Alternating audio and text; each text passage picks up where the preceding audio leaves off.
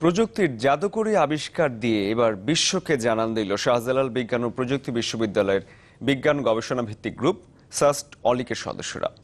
নাসার উদ্যোগে আয়োজিত নাসা স্পেস অ্যাপস চ্যালেঞ্জের বৈশ্বিক পর্যায়ে অংশ নিয়ে এবার চ্যাম্পিয়ন হয়েছে তারা, যা বাংলাদেশকে প্রতিনিধিত্বকারী দল হিসেবে প্রথম। গোলজার আহমেদের রিপোর্ট, ছবি তুলেছেন দীপক বৈদ্য।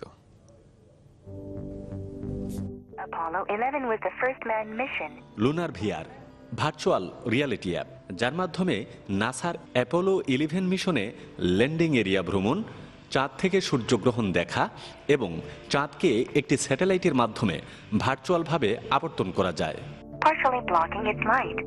নাসার দেয়া বিভিন্ন ডাটা ব্যবহার করে মাত্র 1 মাসের চেষ্টায় এই অ্যাপটি তৈরি করেছেন শাহজালাল বিজ্ঞান ও প্রযুক্তি বিশ্ববিদ্যালয়ের পদার্থবিজ্ঞান এবং ভূগোল ও পরিবেশবিদ্যা বিভাগের 4 শিক্ষার্থী।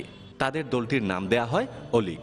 আমরা সবাই চাইলে কিন্তু চাঁদে যেতে পারি না, তো আমরা খুব স্বল্প খরচেই মোবাইলের মাধ্যমে এই ভার্চুয়াল রিয়েলিটি অ্যাপটার দ্বারা আমরা সেটা এক্সপিরিয়েন্স করতে পারছি। চাঁদ থেকে আমরা পৃথিবী দেখা যায়, তো এটা অনেক সিগনিফিক্যান্ট ব্যাপার যে আমরা পৃথিবীকে আরো অন্য জায়গা থেকে দেখতে পাচ্ছি, যে একটা ব্লু, একটা সবুজ।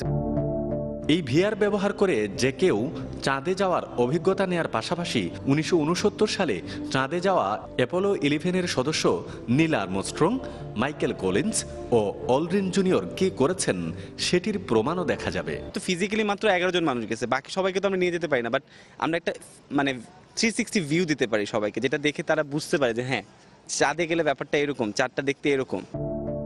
এবছর নাসা স্পেস অ্যাপস চ্যালেঞ্জের সেরা প্রকল্প খুঁজে বের করতে প্রতিযোগিতার আয়োজন করে নাসা, যেখানে যুক্তরাষ্ট্র, জাপান ও মালয়েশিয়ার 3টি দলকে পেছনে ফেলে বেস্ট ডাটা ইউজ ক্যাটাগরিতে চ্যাম্পিয়ন হয় অলিক।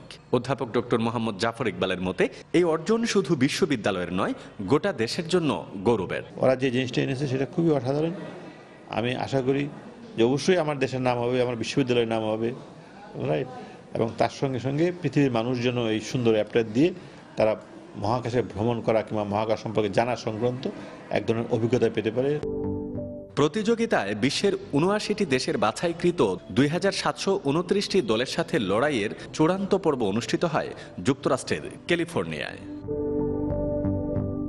গোলজার আহমেদ, চ্যানেল 24, সিলেট।